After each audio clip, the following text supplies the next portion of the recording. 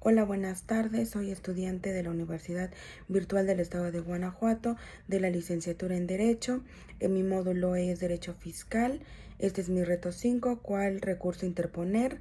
Mi nombre es Elizabeth Telles Lorenzo, mi matrícula es la 23001435, mi asesora es Rosa María Rivelor Carrasco, hoy 24 de julio del 2025, el cual daré contestación a los casos siguientes. Caso 1. Mónica Treviño Garza, empresaria, fue notificada por el SAT de un crédito fiscal por 1.245.831 pesos.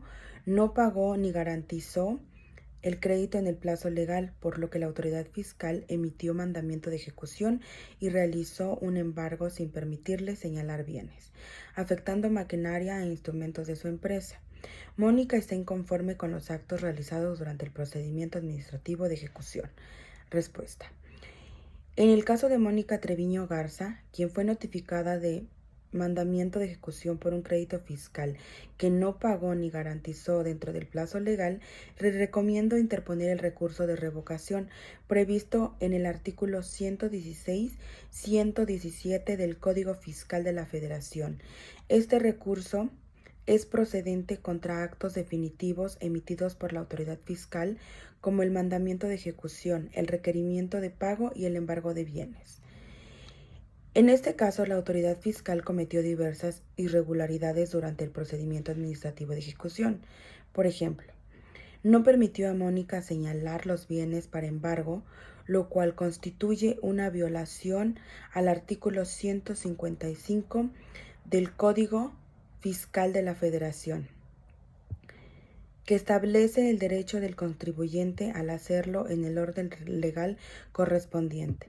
Además, el ejecutor embargó maquinaria e instrumentos indispensables para las operaciones de su empresa, lo que también contraviene lo dispuesto por el artículo 157, fracciones 3 y 4 del mismo código, que prohíben embargar mobiliario necesario para el ejercicio de una profesión y la maquinaria, enseres y activos de una negociación,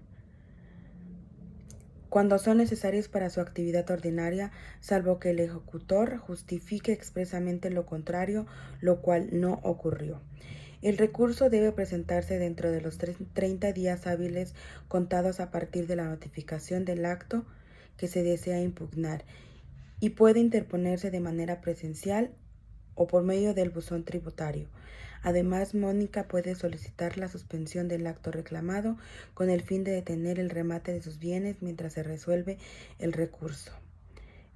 En conclusión, el recurso de revocación es el medio más adecuado para que Mónica haga valer sus irregularidades y proteja sus derechos, ya que aún no ha acudido a la vía jurisdiccional.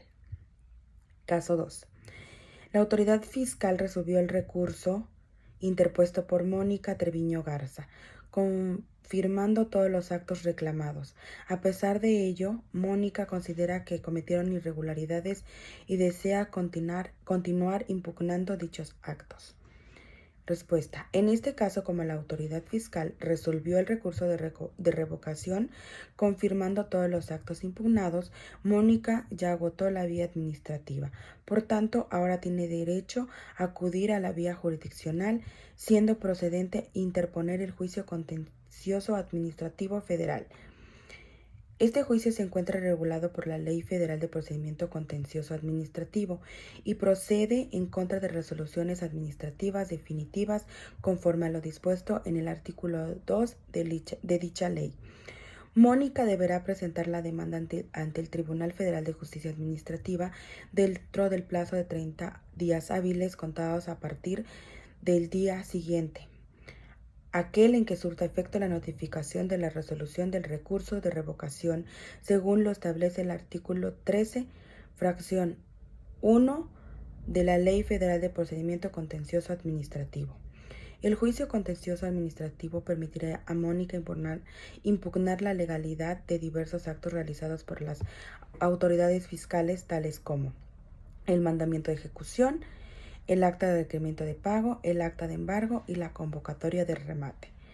Además, con el Además, con fundamento en el artículo 24 de la Ley Federal de Procedimiento Contencioso Administrativo, Mónica puede solicitar la suspensión del acto reclamado con el fin de evitar que continúe el remate de los bienes mientras se resuelve en juicio.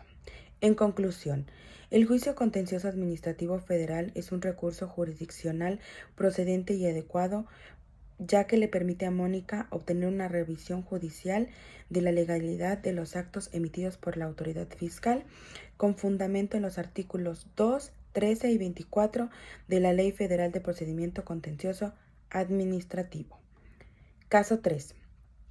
Adrián Peña López, vigilante de una empresa privada, notó que en su último recibo de nómina le fue descontada una cuota obrera del IMSS de 138 pesos, cuando regularmente eran de 74 quincenales. Considera excesivo e injustificado el aumento y desea inconformarse por esta retención. Respuesta. En este caso le sugiero a Adrián Peña López interponer una queja o inconformidad ante el Instituto Mexicano del Seguro Social, IMSS, conforme al artículo 294 de la Ley del Seguro Social, para que revise el cálculo de su cuota obrera y determine si hubo un error en la retención realizada por su patrón.